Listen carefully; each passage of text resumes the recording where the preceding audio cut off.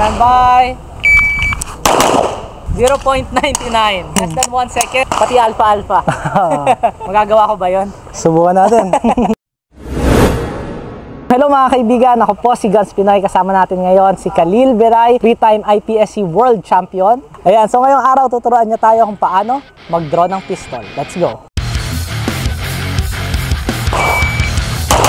Bro Khalil, ano ba yung rig mo ngayon? Pwede mo ba pakita sa amin ngayon? So yung rig na gamit ko ngayon is Double Alpha Academy.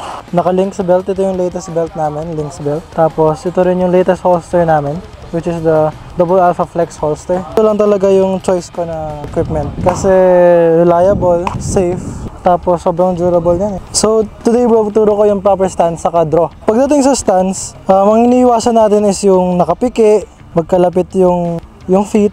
Ako, ang pinaka-basic ko lang na stance is yung left leg ko nasa harap ng konti, tapos hindi tuwid yung binte. Yung iba kasi tuwid ganyan eh. Yan, nakabend lang ng konting-konti. So, ganyan lang, relax. Yan na yung proper stance ko. Weight mo nasa gitna lang. Hindi ka nakaganon, hindi ka rin nakaganon. Okay, sa draw naman tayo bro. So, ang unang nasa utak mo, pagka-beep ng timer, para i-draw yung barrel, is yung web ng thumb mo saka index finger. Tapos saka yung beaver tail. So, yun agad yung nasa isip ko. Pag beep ng timer, kailangan pasok agad siya doon.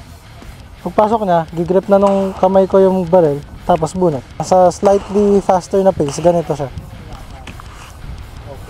So, isa ba? Pag draw ko ng barrel, hindi, yung iba kasi ganito, scoop. Sa akin hindi ko ginagawa kasi inconsistent sa pag grip ng gun. So, akin is, kinukuha ko talaga yung barrel, ginagrip ko na mabuti sa kabunot. Kasi sinusubukan ko lang gawin ng mabilis. Gawa natin ng 3 counts. Sa first count is 1, kakaganyan na dito. Siyempre kasama na doon yung paglagay ng web ng kamay sa beaver tail. Tapos ito, angat ng konti. Tapos 2 is clap, yung clap. Tapos 3 ko is pag-present ko ng gun, saka ko palang ibababa yung safety ko. Saka palang papasok yung trigger finger ko. Saka side picture. So, 1, 2, 3, tapos ka, repeat ka na. So, yung stance muna, left leg forward ng konti, tapos slightly bend. Yan. So, up. Good. Tapos eventually bro, gawin mo siyang one motion. Pagkakuha mo dito, hindi natitigil dito. So, gano'n na. Diretso pa angat. Good. Very good. So ngayon bro, ano muna, 1 shot per draw muna tayo. Tapos mamaya 2 shots. So gawin ko muna nung medyo slower na pace bro. Ready? Stand by. Alright, that's 1.19. Ready? Stand by. Wow. 0.84. Stand by. 0.8. So yung proper stance natin. Wide ng konti, left leg sa harap ng konti. Yan, good. Stand by. Good, 1.3. Stand by. 0.99. Bilis ah. Stand by. Good, 1.12. So ngayon bro, subukan na natin yung 2 shots from draw. So, ang goal natin is hindi mag-miss dun sa target, tapos mabilis yung... Oo. Magbigay ako ng konting tips sa pag-grip, kung paano ako mag-grip ng barrel para makontrol yung recoil. Ako, dahil naka-standard ako, meron akong thumb rest. So, naka-push down ako sa thumb rest, tapos pag-grip ko sa gun, 50-50. Equal force. Tapos pag-recoil ng barrel, boom. After ko kalabitin, saka ko i-control. Hindi yung control mo na bago kalabit, kundi flinch yun. Normal lang flinch eh, kasi kinokontrol mo yung recoil. Pero kailangan mag-flinch ka after mo i-fire yung shot. Okay. So, mag-demo muna ako ng itsura ng recoil kapag hindi mo kinokontrol. Okay, okay. So, ito yung walang flinch kasi hindi mo kinokontrol. Diba? Diba, lakas?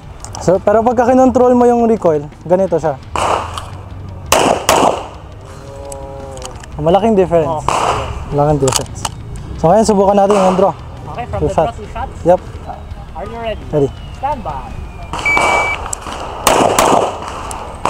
1.57.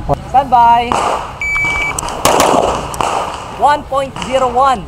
Stand by. 0.99. Less than 1 second for 2 shots. Pati alpha. Magagawa ko ba yon? Subukan natin. Okay bro, sa 2 shots tayo. Pagka sa production, try mo lang i-push down ng konti itong left thumb mo para i-control yung recoil. Okay. Stand by. Good, 1.31. Stand by. Very good, 1.24. Last one, stand by. Very good, 1.26.